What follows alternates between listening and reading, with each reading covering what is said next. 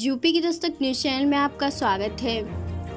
विदेश एवं संस्कृति राज्य मंत्री भारत सरकार मीनाक्षी लेखी ने कानपुर के सिविल लाइन स्थित मर्चेंट चैम्बर ऑडिटोरियम में आयोजित व्यापारी सम्मेलन में शिरकत करी।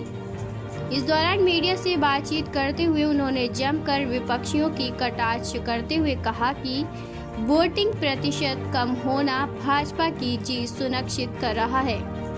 उत्तर प्रदेश में 80 देश में 400 सीटों से भाजपा पार होगी। उन्होंने कहा कि जेल में बैठे केजरीवाल के भ्रष्टाचार और दारू घोटाले ने भी माता बहनों के मंगलसूत्र उतरवाए। राहुल और प्रियंका अखिलेश के यूपी से लड़ने पर बोली, लड़ने का मतलब जीतना नहीं होता। अखिलेश का कन्नौज से सुपड़ा साफ होगा। राहुल गांधी के लिए उन्होंने बोला कि राम के अस्तित्व पर प्रश्न उठाते हैं और चुनाव में यह अयोध्या भी जाते हैं, क्योंकि चुनाव के समय पर यह चुनावी हिंदू है। और प्रियंका जी के मंगलसूत्र की कीमत देश को क्यों चुकानी पड़ी है। इसी दौरान केंद्रीय मंत्री में कॉमनवेल्थ गेम 2G और जीजाजी घोटाला भी बताए। ये व्यापारियों का उत्साह है। माननीय मुख्य अतिथि जी को बुलाना चाहूंगा। ये कानपुर के व्यापारियों का उत्साह है। ये क्रांतिकारी मैम, ये जो मंगलसूत्र पर पूरा चुनाव होने जा रहा है, प्रियंका जी कह रहे हैं उनकी माता जी ने अपना मंगलसूत्र कुर्बान किया और उनकी दादी ने सोना देश के लिए गिरवी रख दिया था। क्या कहना चाहते हैं? देखिए, देश का सोना गिरवी रखने की क्यों नौबत आई, जरा उसका भी हिसाब दे दें। कॉमनवेल्थ गेम से लेके 2G घोटाले से लेकर जीजाजी के घोटाले तक का हिसाब भी पता चल जाए तो पता चले कि प्रियंका जी के मंगलसूत्र की कीमत देश को क्यों चुकानी पड़ी।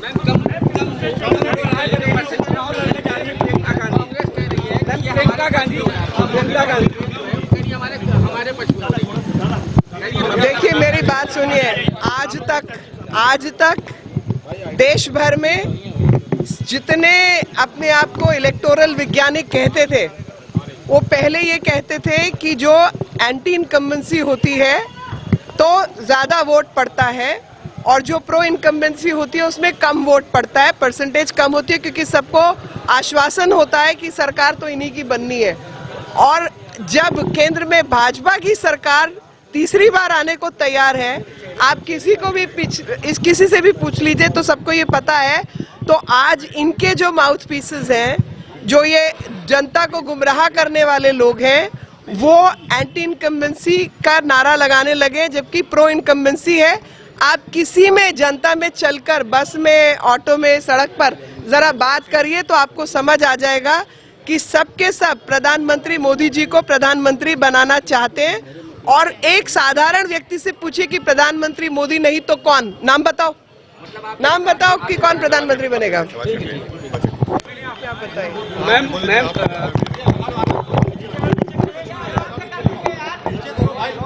चुनावी समर है, राहुल गांधी अयोध्या दर्शन करने जा रहे हैं, क्या कहना चाहते हैं? देखिए, मुझे याद आता है कि इनकी बहन ने एक बार कहा था कि ये चुनावी मेंढक है जो बारिश आने पर टर्राते हैं। तो चुनाव के समय पर ये चुनावी हिंदू हैं, आगे पीछे राम के अस्तित्व पर प्रश्न उठाते हैं, लेकिन चुनाव आने पर इनको अयोध्या भी याद आती है, जो कि आप सबके सामने वो क्या कहते हैं, प्रत्यक्ष को प्रमाण क्या, तो प्रत्यक्ष है। और आपके सामने दिख रहा है कि किस प्रकार की हरकतें ये लगातार करते हैं कि भगवान राम के अस्तित्व को नकारने वाले लोग भगवान राम की शरण में जाने को तैयार हैं, सिर्फ और सिर्फ चुनाव के लिए। अगर इनका मन ही बदल जाता और ये वाकई हिंदू आस्था और सनातनी आस्थाओं से जुड़ गए होते तो शायद देश इतनी बदहाली में नहीं होता। वही प्रियंका गांधी कहती हैं कि मेरी माँ का मंगलसूत्र कुर्बान हुआ और उनकी दादी ने इस देश के लिए सोना गिरवी रख दिया था। क्या कहना चाहते हैं? पूरी चुनाव मंगलसूत्र रह गया है। देखिए,